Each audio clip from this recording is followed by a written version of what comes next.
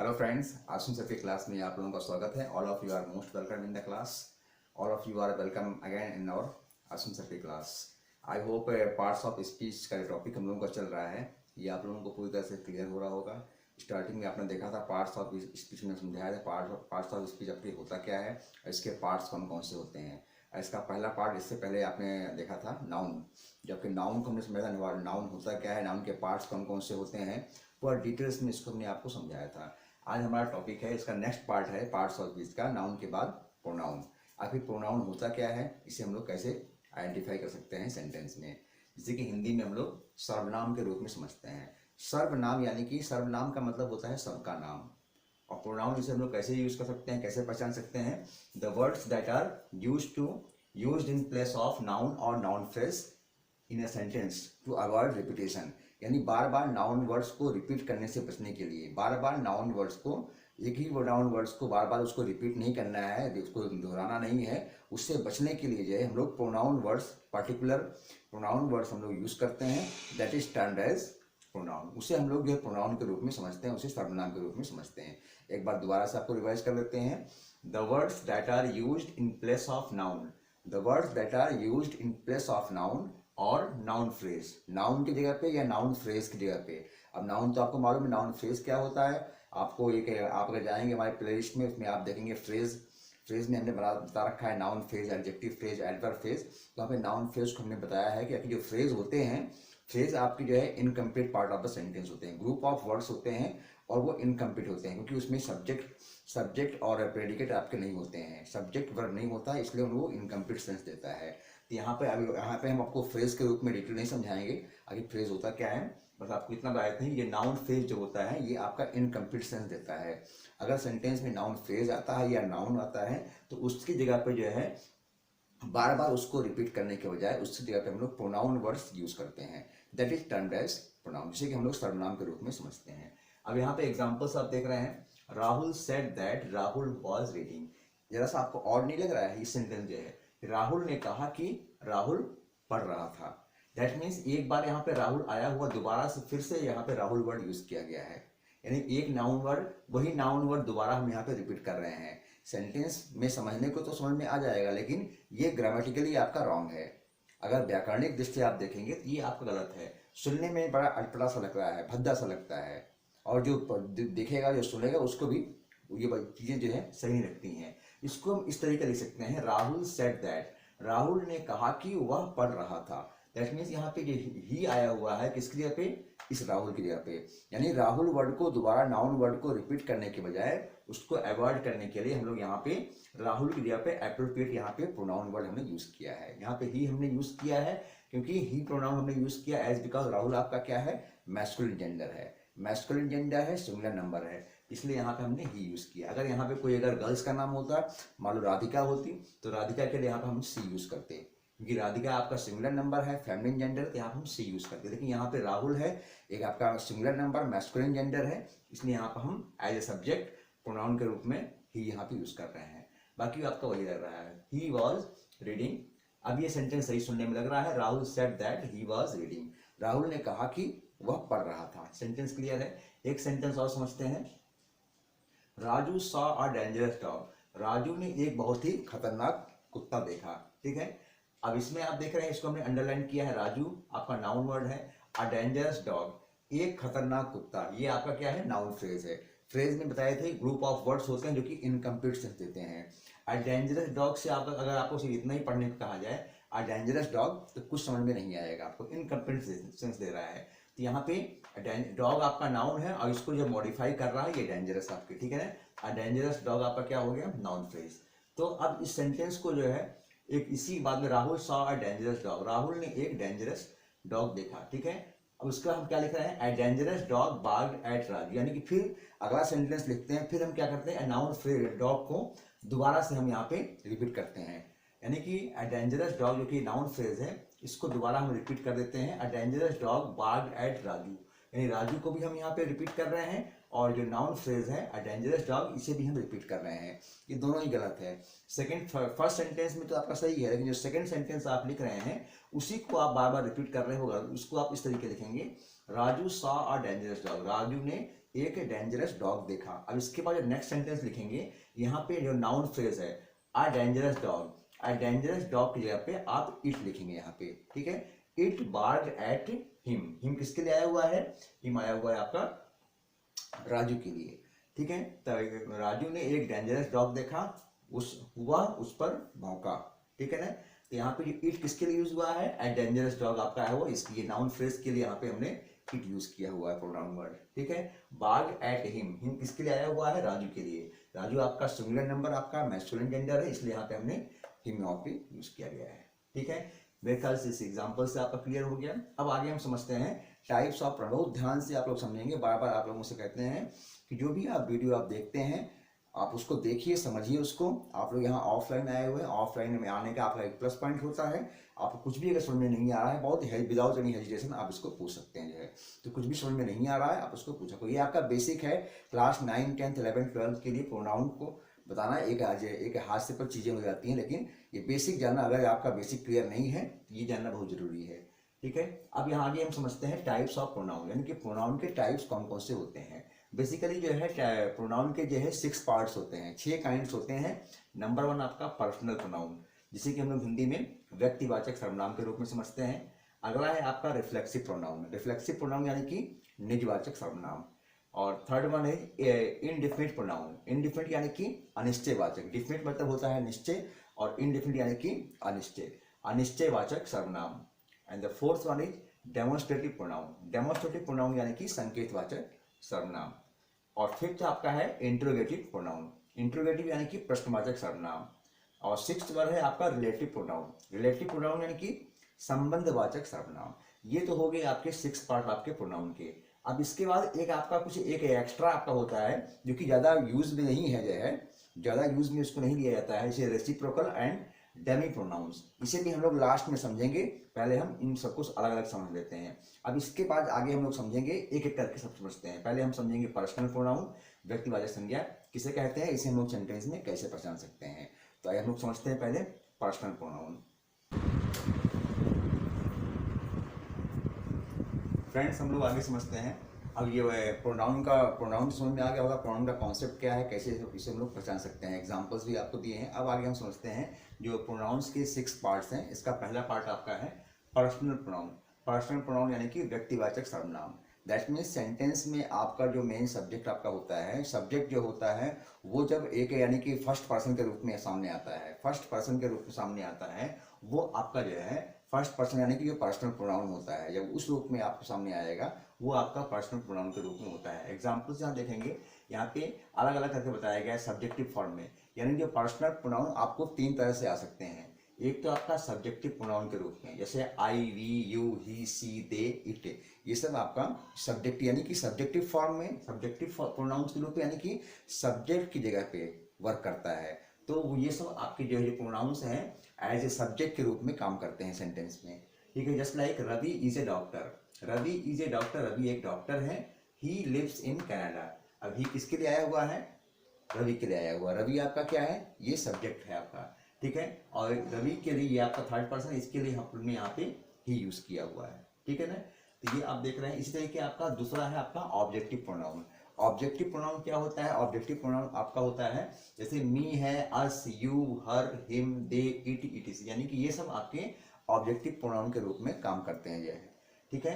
Just like Aditi saw her best friend Kavya, Aditi अपने अपने प्रिय मित्र, प्रिय सहेली काव्या को देखा उसने, ठीक है। उसके बाद सी कॉल्ड हर, उसने उसे बुलाया, ठीक है। तो यहाँ पे जो हर आया हुआ है, हर यहाँ पे ऑब्जेक्टिव फॉर्म के रूप में आया हुआ। हर किसके लिए यूज हुआ है, काव्य के लिए यूज हुआ है।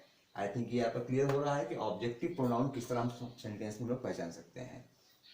अब तीसरा है इसका जो है पर्सनल प्रोनाउन का पॉजेसिव प्रोनाउन। यानी पॉजेसिव प्रोनाउंस क्या होता है, जो पॉजेसिव प्रोनाउंस होता है जहाँ पे आपको पॉजेशन यानी कि जहाँ पे आपका ओनरशिप दिखाया जाता है, जहाँ पे पूरा आप अपना हक बताते हैं कि इस पे आपका पूरा अधिकार है, ठीक है, ओनरशिप दिखाई पड़ती है। अब जो पॉजेसिव प्रोनाउंस होते हैं ये आपके 2 तरह के होते हैं।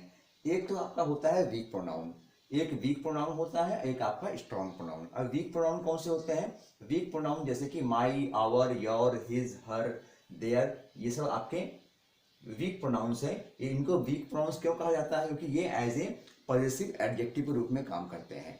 और जो पॉजेसिव ये वीक प्रोनाउंस होते हैं ये हमेशा जो है नाउन वर्ड के पहले यूज किया जाता है। और जो स्ट्रॉन्ग प्रोनाउंस कौन से होते हैं? स्ट्रॉन्ग प्रोनाउंस होते हैं जैसे mine, ours, yours, his, hers, theirs, ये सब आपके ये स्ट्रॉन्ग प्रोनाउंस हैं और ये सब पॉजेसिव प्रोनाउंस के रूप में काम करते हैं और ये नाउन के बाद इसे यूज किया जाता है। इसी का ध्यान रखेंगे, हमेशा जो वीक प्रोनाउंस होते हैं, weak pronouns as a possessive adjective के रूप में काम करते हैं और ये नाउन वर्ड के पहले यूज किया जाता है बिफोर। और जो स्ट्रॉन्ग प्रोनाउंस होते हैं ये एज ए पॉजेसिव प्रोनाउन के रूप में काम करते हैं और ये हमेशा जो है नाउन के बाद इसे यूज किया जाता है। अब यहाँ पे एग्जाम्पल्स है, एग्जाम्पल से आपका क्लियर होगा। दिस इज माई कार, यह मेरी कार। यहाँ आप देख रहे हैं कार क्या है? आपका नाउन वर्ड है। इसके पहले यहाँ पे माई वर्ड यूज किया गया है। यह मेरी कार है, यानी कि कार पे आप अपना ओनरशिप दिखा रहे हैं, अपना मालिकाना हक दिखा रहे हैं, पॉजेसिव में दिखाई पड़ रहा है। तो माई वर्ड आपका माई कार को यहाँ पे क्वालिफाई कर रहा है, इसको मॉडिफाई कर रहा है, इस पे अपना अधिकार दिखा रहा है, अपना ओनरशिप दिखा रहा है। तो माई आपका क्या है? एज ए पॉजेसिव एडजेक्टिव के रूप में काम कर रहा है। दैट मीन्स ये आपका वीक प्रोनाउंस के रूप में काम कर रहा है।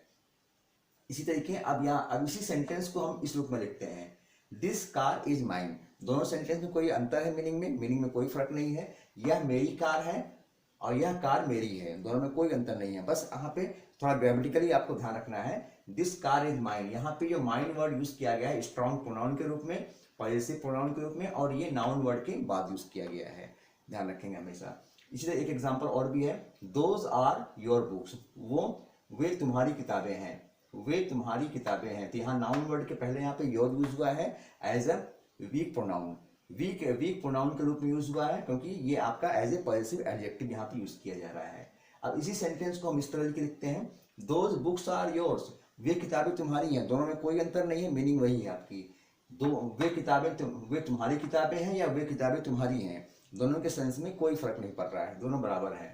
लेकिन बस ये ध्यान रखना, ये इस सेंटेंस में आप देख रहे हैं ये दोनों आपके this is my car, those are your books, ये आपके वीक प्रोनाउंस के रूप में यूज हुआ है। और ये आपके दिस कार इज माइन और दोज बुक्स आर योर्स, ये आपके स्ट्रॉन्ग प्रोनाउन के रूप में यूज हुआ है। हमेशा ध्यान रखेंगे जो वीक प्रोनाउंस होता है वो एज ए पॉजेसिव एडजेक्टिव के रूप में यूज होता है और वो नाउन के पहले यूज करते हैं।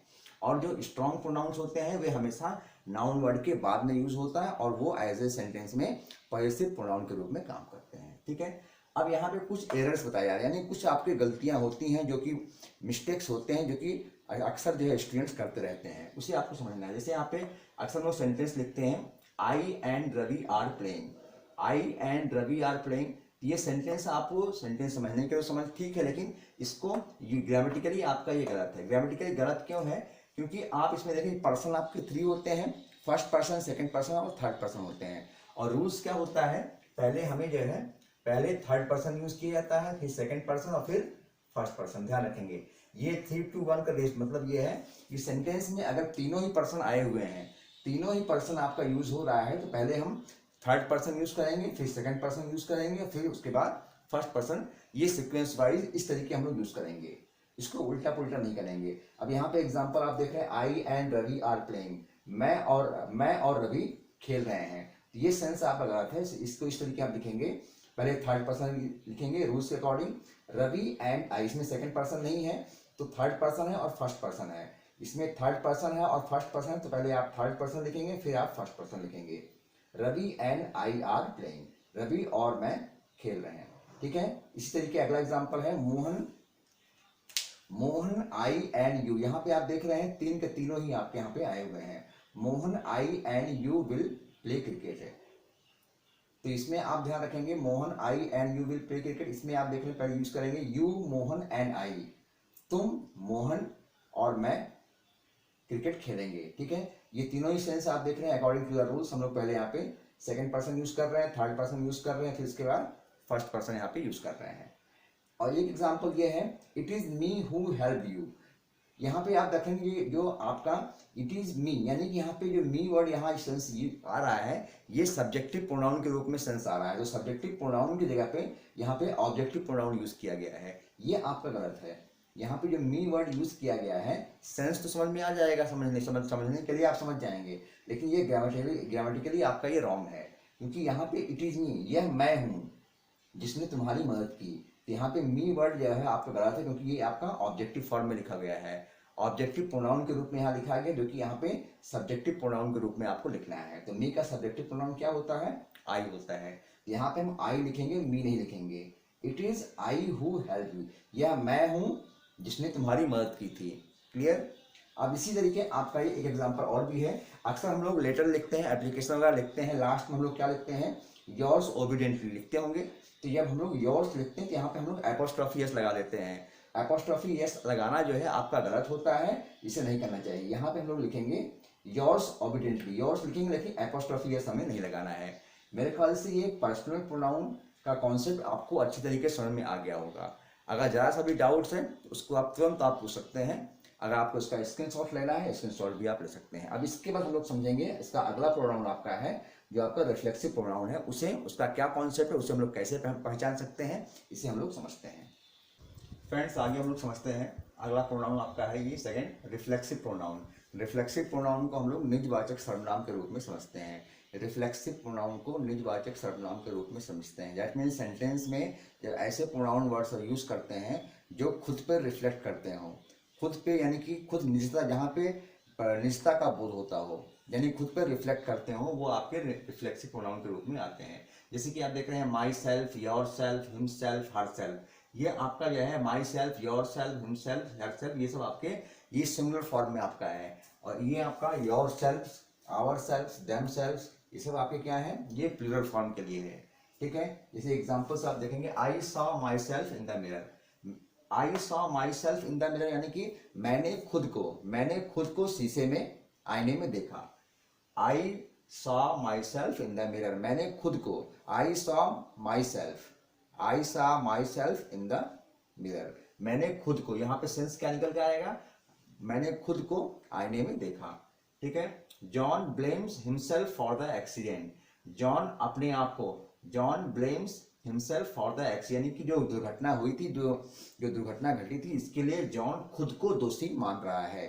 ठीक है? अपने ऊपर वो अपना दोष ले रहा है कि जॉन खुद उसके लिए जिम्मेदार है। वो जॉन को इस बात को रियलाइज कर रहा है जो एक्सीडेंट हुआ है उसकी जिम्मेदार वो खुद है। ठीक है? I found my self in the trouble, मैंने खुद को मुसीबत में पाया, मैंने खुद को मुसीबत पाया। I found my self, John blame himself, John खुद को, मैं खुद को, आई सॉ माई, मैंने खुद को आईने में देखा। यहाँ पे आप देख रहे हैं किस तरीके जो है एज ए रिफ्लेक्सिव प्रोनाउन के रूप में यहाँ पे माई सेल्फ, हिमसेल्फ, ये सब आपके यूज हुए हैं। इसमें जो है जो आपका सब्जेक्ट है खुद अपने, यानी कि यहाँ पे जो इसका कॉन्सेप्ट है, इसमें जब सब्जेक्ट और ऑब्जेक्ट सेंटेंस में सेम होते हैं, यानी जो सब्जेक्ट होता है और जो ऑब्जेक्ट होता है दोनों ही आपके सेम होते हैं, सेम पर्सन होते हैं, तब वहाँ पे रिफ्लेक्सिव प्रोनाउन के रूप में आप यहाँ पे शो करते हैं। अब दूसरा आपका है इसी में, ये तो सेक्शन ए में था, बी में हम देखते हैं इंटेंसिव एम्फसाइजिंग द सब्जेक्ट है। ठीक है? जहाँ पे जो है पूरा जोर देके प्रेशर देके दबाव देके जो है वो चीजें बातें कही जाती हैं। जैसे आपसे कोई पूछता है हु पेंटेड योर हाउस, यानी तुम्हारे घर को किसने पेंट किया है, तुम्हारे घर को किसने पेंट किया है, आप बोलते हैं आई पेंटेड माई सेल्फ। इसे क्या सेंस निकल के आया? आई पेंटेड माई सेल्फ, यानी कि मैंने खुद ही इसको पेंट किया है, अपने घर को मैंने खुद ही पेंट किया, ये सेंस निकल के आया। पर इसको ध्यान रखेंगे, ये माई सेल्फ है, इसको हम यहाँ यूज नहीं करेंगे। ठीक है? आई पेंटेड माई, मैंने खुद ही इसे पेंट किया है। अगला आपका है did you your self make the cake, क्या तुमने खुद ही केक बनाया है? तो आप क्या कहते हैं? Yes I my self make the cake, हाँ मैंने खुद ही केक बनाया है। सेंस को आप लोग समझेंगे। अब यहाँ पे कुछ एरर्स आते हैं, कहीं कुछ मिस्टेक्स हम लोग करते हैं जो कि हमारी लापरवाही की वजह से हम ये मिस्टेक्स आपकी होती हैं। ये समझेंगे यहाँ पे did your self cook the food. अब यहाँ पे सेंस जरा सुनने में अड़पड़ा लग रहा है। डिड योर सेल्फ, यानी योर सेल्फ हम लोग कहाँ यूज करते हैं? सब्जेक्ट आपका जब यू होता है उसके लिए हम लोग योर सेल्फ यूज करते हैं। डिड यहाँ, लेकिन यहाँ पे एज ए सब्जेक्ट के रूप में यहाँ पे योर सेल्फ यूज किया गया है, जो कि बिल्कुल साफ साफ गलत दिख रहा है। Did your self cook the food, यहाँ हम यूज कर लिखेंगे डिड यू, ये योर सेल्फ यहाँ नहीं आएगा, योर सेल्फ आपका आएगा यहाँ पे ऑब्जेक्ट जगह पे आएगा, और यहाँ पे हम लोग सब्जेक्ट यहाँ लिखेंगे did you cook the food your self, क्या तुमने भोजन खुद बनाया है। ठीक है? तो यहाँ पे सेंस निकल के आएगा, जो ये जो ऑब्जेक्टिव आपका ऑब्जेक्टिव फॉर्म में है, इसको हम लोग यहाँ पे लिखेंगे ये है। और यहाँ पे हम लोग एज ए सब्जेक्ट यहाँ पे यू को लिखेंगे। ठीक है, नेक्स्ट है my friends and myself went to Delhi. मेरे मित्र और मैं दिल्ली गए, यही सेंस निकल के आ रहा है, लेकिन यहाँ पे माई सेल्फ यूज किया गया है जो कि गलत है। माई सेल्फ आपका ऑब्जेक्टिव फॉर्म में है, ऑब्जेक्टिव फॉर्म में यहाँ यूज किया गया जबकि यहाँ पे गलत है, क्योंकि यहाँ पे सब्जेक्टिव फॉर्म में होना चाहिए कुछ। जो माई सेल्फ का जो सब्जेक्टिव फॉर्म होता है आई होता है, उसे हमें यहाँ पे लिखना है my friends and I went to Delhi. मेरे मित्र और मैं दिल्ली गए। ठीक है, ये सेंस निकल के आ रहा है। तो इस चीज को जरा माइनर से मिस्टेक्स हैं, इसे हमें बहुत ध्यान देना है। अगला है Rohit you should do it your self. अब ध्यान देंगे, यहाँ पे रोहित आपका है, सब्जेक्ट आपका रोहित है। अब रोहित तुम्हें अपना काम खुद करना चाहिए, यही सेंस निकल के आ रहा है ना। लेकिन यहाँ पे जो ऑब्जेक्टिव फॉर्म में यहाँ पे लिखा हुआ है एज ए रिफ्लेक्सिव प्रोनाउन के रूप में, यहाँ पे योर सेल्फ लिखा हुआ है। क्या सही है? बिल्कुल गलत है, क्योंकि यहाँ पे सब्जेक्ट क्या है आपका रोहित है, और इसका कॉन्सेप्ट क्या है, सब्जेक्ट। जब सेंटेंस में सब्जेक्ट और ऑब्जेक्ट आपके सेम होते हैं, लेकिन यहाँ पे आपको डिफरेंट दिख रहा है। रोहित आपका रोहित ये है, और योर सेल्फ किसका ऑब्जेक्ट है, ये यू का है। यू के लिए हम लोग योर सेल्फ या योर सेल्फ यूज करते हैं, लेकिन यहाँ पे रोहित है यानी कि थर्ड पर्सन के रूप में है, तो इसके लिए हम लोग क्या यूज करेंगे, ध्यान देंगे यहाँ पे Rohit you should do it your self. Your self यहाँ पे क्यों यूज किया गया है? योर सेल्फ यहाँ पर गलत है, क्योंकि रोहित यहाँ पे पर्सन आपका एक ही है, एक ही व्यक्ति है, तो एक व्यक्ति के लिए हम लोग योर सेल्फ यूज करते हैं, योर सेल्फ यूज नहीं करते हैं। यहाँ पॉइंट आउट करके रोहित नाम यहाँ लिखा गया है, इसीलिए Rohit you should do it your self, Rohit तुम्हें इसे खुद करना चाहिए। ठीक है, तो योर सेल्फ हम यूज कर रहे हैं रोहित के सेंस में जो है, क्योंकि रोहित यहाँ पे सिंगुलर नंबर है, एक ही है, इसलिए यहाँ पे योर सेल्फ यूज किया गया है। इसको ध्यान नहीं देना है। अगर सिर्फ सेंटेंस में यू सिर्फ लिखा होता फिर आप यहाँ पे योर सेल्फ यूज करते, लेकिन यहाँ पे रोहित पॉइंट आउट करके बताया जा रहा है। अगला है we thought it ourself. हम लोग इसे खुद सोचे, हम लोगों ने इसे खुद सोचा। तो यहाँ पे जब वी है तो वी के लिए हम लोग क्या लिखेंगे, आवर सेल्फ। क्या सही है? गलत है, क्योंकि वी आपका प्लूरल नंबर है, तो वी के साथ हम लोग ऑब्जेक्टिव फॉर्म में रिफ्लेक्सिव प्रोनाउन के रूप में क्या लिखते हैं, आवर सेल्फ लिखेंगे, आवर सेल्फ नहीं लिखेंगे। We thought it ourself, हम लोगों ने खुद इसे सोचा। तो यहाँ पे जहाँ पे ये माइनर मिस्टेक्स जो एरर्स आपके आ रहे हैं, इन एरर्स को आप लोग ध्यान रखेंगे, जिससे इन द कमिंग टाइम ये गलती आपकी ना हो। अब इसके बाद हम लोग रिफ्लेक्सिव प्रोनाउन के बाद अगला समझेंगे इनडेफिनिट प्रोनाउन क्या होता है। इनडेफिनिट प्रोनाउन यानी कि अनिश्चयवाचक सर्वनाम। फ्रेंड्स, ये थर्ड पार्ट इसका है प्रोनाउन का, जिसे कि हम लोग इनडेफिनिट प्रोनाउन के रूप में समझते हैं।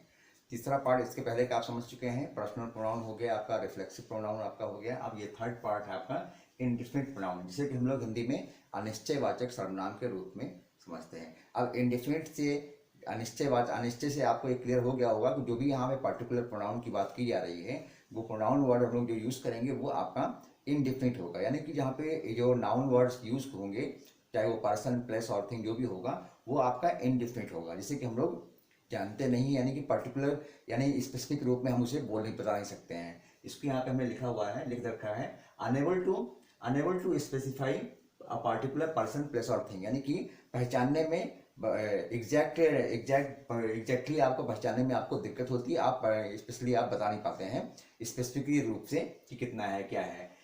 Enable to specify a particular person, place और थिंग, यानी कोई भी पर्सन है या कोई प्लेस है या कोई थिंग है, उसके बारे में स्पेसिफिक रूप में हम कुछ बता नहीं पाते हैं डिटेल्स में जो है। ठीक है ना, जैसे एग्जाम्पल से आप समझेंगे। पहले सिंगुलर और प्लूरल दोनों तरह से आपके होते हैं। जैसे सिंगुलर फॉर्म में आपको होते हैं एवरीबॉडी है, anybody, somebody, nobody, everyone, someone, anyone, known, everything, something, anyone, बहुत सारे होते हैं। और कुछ आपके ऐसे भी होते हैं जो कि सिंगुलर और प्लूरल दोनों में यूज होते हैं। दैट मीन्स सिंगुलर नंबर और प्लूरल नंबर दोनों ही सेंस में यूज किया जाता है नाउन के पहले। Just like a all, some, any, few, many, either, neither, ये सब आपके सिंगुलर और प्लूरल दोनों में ही यूज होते हैं। अब यहाँ पे कुछ एग्जाम्पल्स दी जा रहे हैं, एग्जाम्पल से आपका क्लियर होगा। जैसे देख रहे हैं यहाँ पे someone is knocking at the door, मतलब क्या सेंस निकल आ रहा है, कोई दरवाजे पर नॉक कर रहा है। समवन यानी कि कौन नॉक कर रहा है एग्जैक्टली आपको नहीं मालूम है, बस कोई नॉक बाहर से कर रहा है, आप अंदर हैं, घर के अंदर हैं, आप कह रहे हैं कोई बाहर नॉक कर रहा है दरवाजे पर, तो यहाँ पे समवन आपका हो गया। ठीक है, समवन आपका एज ए इंडेफिनिट प्रोनाउन के रूप में यूज हुआ है। Next one, nobody wants to die, कोई भी मरना नहीं चाहता है। नोबडी क्या है, यानी कि पूरे पूरे जितने भी पर्सन, आप कोई एक पर्टिकुलर स्पेसिफिक पर्सन की बात आप नहीं कर रहे हैं, यानी कि पूरे ह्यूमंस की बात कर रहे हैं, पूरे सब की बात कर रहे हैं। जितने भी लोग होते हैं, जितने भी लिविंग्स होते हैं, वह कोई भी मरना नहीं चाहता, डाई करना, मरना नहीं चाहता है। यहाँ नोबडी एक स्पेसिफिक रूप में आप क्लियर करके नहीं बता पा रहे हैं, नहीं हो रहा है। ये आपका इंडिफिनिट प्रोनाउन के रूप में आपका यूज हुआ है। समथिंग इज मिसिंग, कुछ जो है गायब है, कुछ गायब यानी कि कुछ खोया हुआ है। तो समथिंग यहाँ पे क्या है, ये भी आपको कोई एग्जैक्ट नहीं बता पा रहा है, तो यहाँ पे समथिंग यूज हुआ है एज ए इंडिफिनिट प्रोनाउन।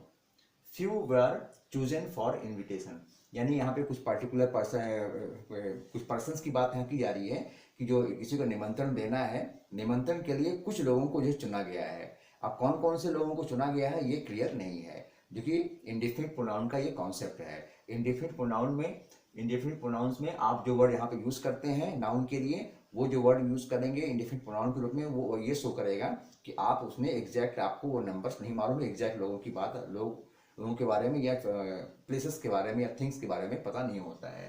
तो few were chosen for invitation, यानी कुछ लोगों को चुना गया है इन्विटेशन के लिए।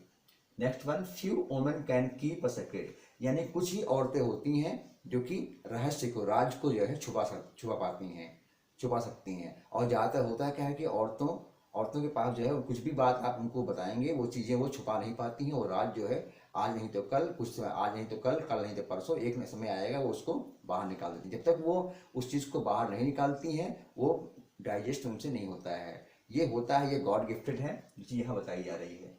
नेक्स्ट है all is well. All is well यानी कि सब ठीक ठाक है। अब यहाँ पे सबकी बात की, यानी कोई कंफर्मेशन यहाँ पे नहीं दिया गया है। ऑल इज वेल यानी कि सब ठीक ठाक है, ठीक है। ऑल आर प्रेजेंट, सभी लोग यहाँ पे उपस्थित हैं। यानी आप, ऐसा होता है, पूछते हैं क्लास में जो है, बताते हैं कि हाँ सब लोग, टीचर्स पूछते हैं बच्चों से कि ऑल आर सब प्रेजेंट है, आप कहते हैं यस ऑल आर प्रेजेंट, सब प्रेजेंट है। यहाँ पे ऑल आपका आ रहा है, पूरे कोई एक पर्टिकुलर पर्सन की बात, पर्टिकुलर स्टूडेंट की बात नहीं हो रही है, ये पर्टिकुलर पर्सन की बात नहीं हो रही, यहाँ बताया जा रहा है सब प्रेजेंट है। मेरे ख्याल से ये जो आप इंडिफिनिट प्रोनाउंस है ये आपको क्लियर हो गया होगा, कैसे इसे हम पहचान सकते हैं सेंटेंस में। अब यहाँ पे कुछ एरर्स दिए जा रहे हैं, यानी कुछ मिस्टेक्स होती हैं, उसे हम लोग कैसे पहचान सकते हैं। जैसे everybody want to be rich, यहाँ समझे, ये हमने यहाँ पे इसका बोल्ड कलर में एस लगाया हुआ है, इसे आप बाद में भी समझेंगे, पहले इसको समझिए आप। Everybody want to be rich, हर एक आदमी जो है धनी होना चाहता है, ये सेंस निकल के आ रहा है। लेकिन आप जानते हैं, टेंस आपने पढ़ा होगा, ये आपका सिंगुलर उसमें आ रहा है, जो ये प्रेजेंट है, सिंपल प्रेजेंट में है। तो यहाँ पे हम लोग क्या यूज करेंगे, वांट नहीं लिखेंगे, वांट्स लिखेंगे। Everybody wants to be rich, हर एक आदमी धनी होना चाहता है, अमीर बनना चाहता है। I hope all are going well, मैं आशा करता हूं कि सभी जो है ठीक होंगे। तो ऑल के लिए आपको मालूम है, ये आपका सिंगुलर और प्लूरल फॉर्म दोनों में ही यूज होता है। यहाँ पे जिस सेंस नहीं आ रहा है ऑल हम लोग यूज करेंगे, यहाँ पे हम लोग आर नहीं यूज करेंगे, इज यूज करेंगे। आई hope all is going well, सब कुछ ठीक चल रहा है। यू लुक वरीड, तुम चिंतित दिख रहे हो। आर समथिंग रॉन्ग, क्या कुछ गलत है, यानी कुछ गड़बड़ है। यहाँ पे समथिंग यानी कि एक सिंगुलर सेंस में बात की जा रही है। रॉन्ग जो आया हुआ है नाउन वर्ड, यहाँ पे आर यूज नहीं करेंगे, यहाँ पे हम यूज करेंगे इज यूज करेंगे। Is something wrong, either of the two sisters is staying here, यानी यहाँ पे दो बहनों की बात की जा रही है कि दो बहनें यहाँ पे, दोनों में से कोई एक बहन यहाँ पे रह रही है। तो यहाँ पे आर यूज किया गया। सिस्टर्स का मतलब ये नहीं कि आपका नाउन फॉर्म में नाउन आपका प्लूरल नंबर है, तो यहाँ पे हम आर यूज कर देंगे। ये यहाँ पे ध्यान रखेंगे, यहाँ पे इस टाइप का दिया रहता है, ईदर करके, either of the two sisters आपका आया हुआ है, तो यहाँ पे हम लोग सेंस निकल आएगा सिंगुलर फॉर्म में, ठीक है ना। यहाँ पे हम लोग इज यूज करेंगे। Either of the two sisters is staying here, यानी कि दोनों बहनों में से कोई एक बहन यहाँ पे रह रही है। मेरे ख्याल से ये इंडिफिनिट प्रोनाउन का कॉन्सेप्ट आप लोगों का क्लियर हो गया होगा। अब इसके बाद जो हमारा अगला आ रहा है, अगला पार्ट इसका, अगला काइंड से, उसे हम लोग समझते हैं। बहुत ध्यान से आप लोग समझते रहेंगे, हमेशा बार बार आप लोग कहते हैं कि जो भी ये समझाया जा रहा है इसको अच्छी तरीके आप लोग समझो इसको जो है। और हमेशा जो इसको वीडियो को आप लोग देखते हैं, वीडियो को स्किप मत किया कीजिए। हमेशा आपको हम मॉरल एडवाइस देते हैं, अगर स्किप करके वीडियो आप देखेंगे तो आपकी समझ में नहीं आने वाला है। बाद में आप यही कहेंगे कि चलो दूसरे चैनल पर चलते हैं, वहाँ पे इसको समझते हैं, क्योंकि आपका तरीका फिर वही रहेगा जो है स्किप करके वीडियो। कोई आपका ये स्टोरी नहीं है, यहाँ पे यह है कोई कहानी नहीं सुनाई जा रही है, इसको आपको अगर ये चीज़ें आप पूरा आप देखेंगे तभी आपके समझ में आएगा, अदरवाइज समझ में नहीं आना है। तो हमेशा आप लोग कहते हैं, इसको मॉरल रिक्वेस्ट है कि वीडियो को पूरा आप लोग देखो, स्किप करके नहीं देखना है। ठीक है ना, स्किप करके नहीं देखना है, या जहाँ से इच्छा हुई वहाँ से देखना आप चालू कर दिए, वो नहीं करना है। तो अब आगे हम समझते हैं, इसके बाद इंडिफिनिट प्रोनाउन के बाद जो फोर्थ प्रोनाउन आपका है उसको कौन सा टाइप है उसे हम लोग समझते हैं। फ्रेंड्स, ये प्रोनाउन का जो लास्ट पार्ट है रिलेटिव प्रोनाउन। रिलेटिव प्रोनाउन यानी कि संबंधवाचक सर्वनाम। रिलेशन से आपका रिलेटिव बना हुआ, रिलेटिव क्लियर हो रहा होगा आप लोगों को कि रिलेटिव प्रोनाउंस आपका संबंधवाचक सर्वनाम के रूप में से हम लोग समझते हैं। यानी कि दो नाउन वर्ड्स होते हैं, दो प्रोनाउन वर्ड्स होते हैं जिनका आपस में जो है संबंध बताया जाता है, आपस में उनका रिलेशन बताया जाता है। इसको हम लोग कौन कौन से वर्ड्स होते हैं इसके थ्रू हम लोग इसको यूज कर सकते हैं, जस्ट लाइक हु, हुज, हुम, व्हिच, दैट, इन सबको हम लोग जो है रिलेटिव प्रोनाउंस में यूज कर सकते हैं। अब ये जो वर्ड्स आपको दिए गए हैं पर्टिकुलर वर्ड्स, ये जो है दो सेंटेंस को आपको आपस में रिलेट करते हैं, या दो क्लॉजेज होते हैं, यानी कि जो रिलेटिव क्लॉजेज होती हैं, रिलेटिव क्लॉज को मेन क्लॉज के साथ में इसको अटैच करते हैं। अगर आप में क्लॉज की टॉपिक ने क्लॉज का वीडियो आपने नहीं देखा है तो आप प्लेलिस्ट में जाके आप वहाँ क्लॉज में आप देखें, noun clause, adjective clause, adverb clause, उन सबको आप देखेंगे, उसमें आपको ये क्लियर हो जाएगा आपको कि क्लॉज में कैसे जो है इस टाइप के जो वर्ड्स होते हैं, हु, हुम, हुज, व्हिच, दैट, कैसे ये लोग जो है सब जो आपके जो रिलेटिव क्लॉज होते हैं, यानी कि जो एडजेक्टिव क्लॉज होता है वो आपका मेन क्लॉज के साथ में कैसे वो अटैच होता है, कैसे उसको जोड़ा जाता है, कैसे उसको रिलेट किया जाता है, वही चीज़ यहाँ बताई गई हैं। Are use to connect a relative clause to the main clause, यानी कि ये इसे हम लोग यूज करते हैं जो रिलेटिव क्लॉज, यानी कि एडजेक्टिव क्लॉज को रिलेटिव क्लॉज भी कहते हैं। ठीक है, तो रिलेटिव क्लॉज यानी कि एडजेक्टिव क्लॉज को किस तरीके मेन क्लॉज के साथ में अटैच करते हैं, इन सबको यूज करके ये है। अब एग्जाम्पल्स है, the boy who came to my house, वह लड़का जो मेरे घर पर आया था, इज माई ओल्ड फ्रेंड। ठीक है, the boy who, that mean the boy is my old friend, वो लड़का जो है मेरा बहुत पुराना मित्र है जो मेरे घर पे आया था। तो हु आपका क्या है यहाँ पे रिलेटिव प्रोनाउन को, सॉरी ये जो आपका रिलेटिव क्लॉज को मेन क्लॉज के साथ में अटैच कर रहा है। The lady whom you met in the market, जिस लेडी से तुम मार्केट में मिले थे वो कौन है, इज माई मदर। यहाँ भी आप देख रहे हैं जो हुम वर्ड है ये आपका मेन क्लॉज को जो रिलेटिव क्लॉज के साथ में इसको अटैच कर रहा है। The lady is my mother ये आपका मेन क्लॉज है, और whom you met in the market ये आपका रिलेटिव क्लॉज है। ठीक है, नेक्स्ट है this is the book which I bought, यही वो किताब है जिसे मैंने खरीदा था। ठीक है, तो ये आप देख रहे हैं व्हिच भी यहाँ पे एज ए रिलेटिव प्रोनाउन के रूप में यूज हो रहा है। ठीक है, बुक के साथ में, यानी कि बुक की बात की है, बुक को रिलेट कर रहा है आई बॉट के साथ में, मैंने खरीदा था किसे, यही जिस किताब की यहाँ ये जो बुक्स यहाँ पे है, जो एक पर्टिकुलर बुक की बात की जा रही है, इशारा किया जा रहा है वो बुक जो है मैंने खरीदा था। This is the hotel where we stayed, यहाँ किसी एक पर्टिकुलर होटल की तरफ इशारा किया जा रहा है कि यही वो होटल है जहाँ पे हम लोग रुके हुए थे, यहाँ हम लोग ठहरे हुए थे। तो यहाँ पे वेयर यूज हो रहा है एज ए रिलेटिव प्रोनाउन के रूप में। अब यहाँ पे कुछ एरर्स हैं। I know Mohan which lives in Dubai, आपको लग रहा सेंटेंस सही है, यहाँ पे जो रिलेटिव प्रोनाउन यहाँ पे यूज किया गया क्या वो सही है। आई नो मोहन, मोहन क्या है आपका, मोहन आपका एक पर्सन है, तो पर्सन के लिए हम लोग व्हिच यूज नहीं करते हैं, ये अंडरस्टूड है। यहाँ पे जो व्हिच वर्ड आया हुआ है ये गलत है, यहाँ पे व्हिच की जगह पे हम लोग यूज करेंगे हु यूज करेंगे। I know Mohan who lives in Dubai. Next है दिस इज मिस्टर गुप्ता, ये मिस्टर गुप्ता है, who son is a doctor, यानी सेंस क्या निकल के आ रहा है, ये मिस्टर गुप्ता है जिनका लड़का एक डॉक्टर है। यहाँ पे हु वर्ड गलत यूज किया गया है, ये आपका ये पर्सन तो है लेकिन पर्सन के लिए यहाँ पे एप्रोप्रिएट प्रोनाउन रिलेटिव प्रोनाउन नहीं यूज किया गया है, यहाँ पे हु नहीं यूज करेंगे बल्कि हुज यूज करेंगे। ये मिस्टर गुप्ता है जिनका लड़का, who son is a doctor, यानी कि जिनका लड़का एक डॉक्टर है, यहाँ पे हु की जगह पे हम लोग हु यूज करेंगे। ठीक है, ये तो हो गया आपका रिलेटिव प्रोनाउन।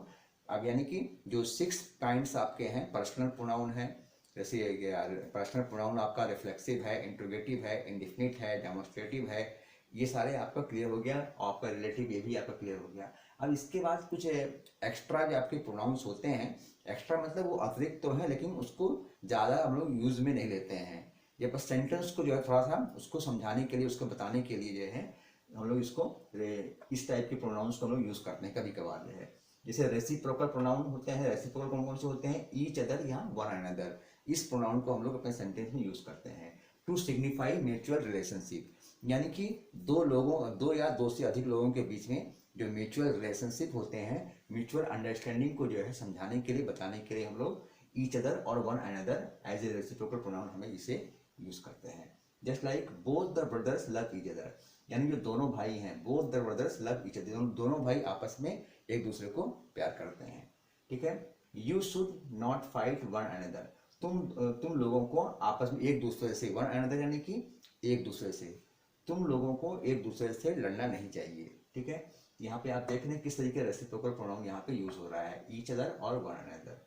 अब कुछ आपके डमी प्रोनाउंस होते हैं। डमी प्रोनाउंस यानी कि इनको ना के बराबर हम लोग यूज करते हैं, बस सेंटेंस को थोड़ा सही ढंग से, इससे उसमें दिक्कत ना हो समझने में, इसलिए हम लोग इसे यूज करते हैं। नेवर रिप्लेस ए नाउन और फ्रेज, यानी कि देयर और इट जो है आपका ये डमी प्रोनाउंस है, ये कभी नाउन या फ्रेज को जो है रिप्लेस नहीं करते हैं।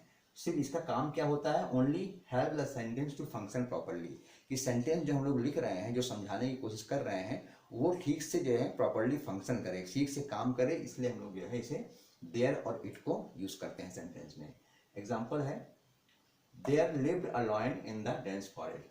अक्सर हम लोग यूज करते हैं कि एक जंगल में, एक घने जंगल में एक शेर रहता था, यहाँ पे देयर यूज कर रहे हैं। ठीक है ना। अगर इसको इस तरीके रहेंगे, a lion lived in the dense forest, ये गलत हो जाएगा। तो ऐसी जगह पे हम लोग यहाँ पे डमी प्रोनाउंस हम लोग देयर यहाँ पे यूज करते हैं। There lived a lion in the dense forest, यानी कि एक घने जंगल में एक शेर रहता था। ठीक है। इट वॉज वेरी सनी स्टरडे, जैसे कल बहुत धूप थी, तो आप यहाँ पे क्या यूज कर रहे हैं, इट वॉज वेरी सनी स्टरडे। अगर यहाँ पे इस तरीके आप लिखते हैं, स्टरडे वॉज सनी, अगर स्टरडे वॉज सनी लिखेंगे तो ये सेंटेंस थोड़ा सा अटपटा लगता है। तो कहने का मतलब सेंटेंस में को बोलते समय या लिखते समय आप जो बोल रहे हैं, आप जो लिख रहे हैं, अगला आपको देख रहा है, पढ़ रहा है या सुन रहा है, उसको अच्छा लगना चाहिए। इसके लिए हम लोग जो है ये डमी प्रोनाउन वर्ड्स को हम लोग देयर और इट को इसमें यूज करते हैं। तो इट वॉज वेरी सनी स्टरडे, ये आपका सही होता है। ऐसा नहीं बोलना है वर्षा हो रही है, तो it is raining, it is raining, rain is raining नहीं बोलेंगे, वो गलत हो जाएगा।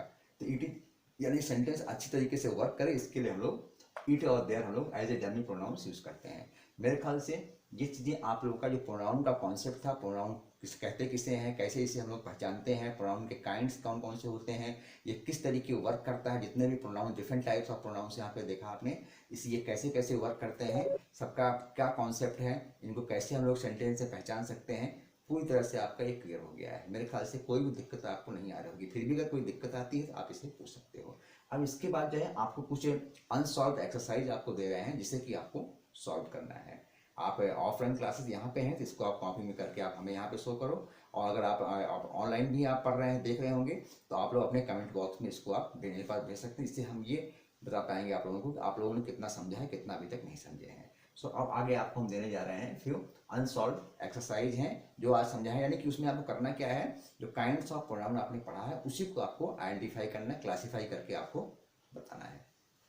फ्रेंड्स, अब हम समझना है, ये अनसॉल्व एक्सरसाइज है। प्रोनाउन का कॉन्सेप्ट पूरा क्लियर हो गया होगा, अच्छी तरीके से समझ में आ गया होगा। जितने भी अभी 6 टाइप ऑफ प्रोनाउंस आपने समझा है, साथ में आपने कुछ एक्स्ट्रा प्रोनाउंस भी आपने समझा है, जैसे रेसिप्रोकल प्रोनाउन और डमी प्रोनाउन समझे हैं। अब ये जो कुछ अनसॉल्व एक्सरसाइज है, इसमें आपको प्रोनाउन को क्लासीफाई करना है, यानी कहाँ पे कौन सा प्रोनाउन है और वो कौन सा काइंड है, उसे आपको अलग अलग करना है। जस्ट आपका we should help each other, हमें एक दूसरे की मदद करनी चाहिए। Let us contact one another, चलो हम लोग एक दूसरे से कॉन्टेक्ट करते हैं। Once we have made some progress, जब हम लोगों की कुछ जो हम लोग प्रोग्रेस हो जाती है। Kavya herself deliver the mind blowing speech, Kavya ने खुद जो है बहुत ही सुंदर जो है स्पीच, अच्छी स्पीच दी थी। She wants to do it herself, वह खुद जो है इसे करना चाहती है। I can not find them, मैं उनको नहीं खोज सकता। आई कैन नॉट बिलीव, मुझे विश्वास नहीं होता है। इट्स फाइनली आवर्स, कि ये हम लोगों का हो गया है। The girl who usually cuts her hair has won the lottery, यानी इस किसी एक पार्टिकुलर गर्ल की बात हो रही है, जो यूजुअली अपने बालों को, हेयर को काटती है, उसने जो है लॉटरी को जीत लिया है। He wants to go Galesburg, वह गेल्सबर्ग जाना चाहता है। ठीक है। Why are you shouting at me, तुम मुझ पर क्यों चिल्ला रहे हो। Nobody said a word all the night, यानी पूरे रात भर जो है कोई भी जो है एक शब्द नहीं बोला। तो ये जो 10 सेंटेंस हमने दे रखे हैं, 10 सेंटेंस में आपको करना क्या है, प्रोनाउन के जितने भी काइंड्स आपने देखा है, 6 काइंड्स आपके हैं, इसमें से आपको क्लासीफाई करना है कि कहाँ पे कौन सा प्रोनाउन है। Personal pronoun, reflexive pronoun, relative pronoun, interrogative, distributive, indicative whatever जो भी है, जितना भी आपने समझा है सब इसके अंदर दिया हुआ है। तो आपको अलग अलग क्लासीफाई करके बताना है। एक तरफ लिखेंगे आप प्रोनाउंस लिखेंगे, इस तरफ लिखेंगे आप उसके काइंड्स। सपोज करो इसमें आपका मान लो कोई एक वर्ड आपका ईच अदर है, ये आपका प्रोनाउन वर्ड है, तो ये तो इसको आपने अंडरलाइन करके लिख दिया एक उसमें फॉर्मेट में, और उसके सामने आप लिखेंगे कौन सा काइंड्स है ये ईच अदर कौन से काइंड्स का प्रोनाउन है, ये आपको लिखना है। ऐसे ही आपको ये करना है। ये तो हमने सिर्फ 10 दिए हैं, बाकी प्रैक्टिस तो आपको और भी करनी पड़ेगी। बिना प्रैक्टिस के आप लोगों को कुछ नहीं मिलने वाला है। आपको 100% प्रैक्टिस आप लोग करनी ही पड़ेगी टू गेट 100% परफेक्शन, जो कि हमेशा आप लोगों से हम कहते हैं, क्योंकि प्रैक्टिस ही एक हथियार है हमारे पास। प्रैक्टिस एक ऐसा टूल्स है जिसके थ्रू हम जो है सब कुछ जीत सकते हैं, सब कुछ हासिल कर सकते हैं। प्रैक्टिस से जो है repeat and repeat, repetition repetition repetition, यानी कि जितना ही हम लोग इसको बार बार रिपीट करेंगे, बार बार इसको प्रैक्टिस करेंगे, उतना ही हमें इसके हमारे पास कॉन्फिडेंस आता जाएगा कि ये हमें आ रहा है, ये हम इसको कर सकते हैं। यानी कि आपके अंदर वो बिलीफ पैदा हो जाएगी, वो कॉन्फिडेंस आ जाएगा, ये काम आप कर सकते हैं। सो 100% आपको प्रैक्टिस करना है, because practice makes us perfect. और मेरे ख्याल से चैनल को लाइक करने के लिए, सब्सक्राइब करने के लिए, शेयर करने के लिए बोलने की ज़रूरत है नहीं। आप लोग अच्छी तरीके जानते हैं, आप लोग फैमिलियर भी हो चुके हैं, और जो कुछ भी आप लोग यहाँ देखते हैं इसको अपने फ्रेंड सर्कल में, अपने रिलेटिव में, अपने क्लोज वन में आप इसे शेयर भी करते हैं। और एक चीज़ जो हमेशा हम उनके लिए कहते हैं जो चैनल को देखते तो हैं, वीडियो देख भी रहे हैं, लेकिन उन्होंने चैनल को सब्सक्राइब नहीं किया अभी तक जो है, जिससे होता क्या है कि वो जब सब्सक्राइब नहीं किए होते हैं, बेल आइकन को नहीं दबाए रहते हैं, तो वो चैनल कोई यूट्यूब पे, चाहे यूट्यूब पे आप यहाँ से वहाँ जाते रहते हैं, और वो कंफ्यूज रहते हैं किसकी वीडियो देखें किसकी नहीं। कभी हमारी देख ली, कभी किसी और की देख ली, कभी कोई और देख ली। इससे जो है कॉन्सेप्ट आपका क्लियर नहीं होता है। किसी एक पर्टिकुलर चैनल पे आप कुछ चीज़ें आप देखेंगे तो आपको वो अच्छी तरीके से समझ में आएगा जो है। तो सब चैनल को आप सब्सक्राइब करने के साथ साथ बेल आइकन को भी आपका दबाना बहुत ज़रूरी है, जिससे कि जो अपकमिंग वीडियोस होती है वो रेगुलर आपको मिलती रहे। एंड नथिंग मोर टू से। अब इसके बाद जो आपका ये प्रोनाउन का टॉपिक हो गया है, इसके पहले नाउन का हुआ था, नाउन हो गया, अब ये प्रोनाउन आज हो गया है। अब इसके बाद हम लोग अगला टॉपिक समझेंगे, यानी कि पार्ट्स ऑफ स्पीच का वो भी एक पार्ट होगा। एडजेक्टिव भी हो सकता है, एडवर्ब भी हो सकता है, बहुत सारे पार्ट्स हैं, उससे भी हमको एक एक करके समझना है। So till then watch the video properly. इसको ठीक से आप देखो, समझो, and do 100% practice to get 100% perfection, because practice makes us perfect. Thanks.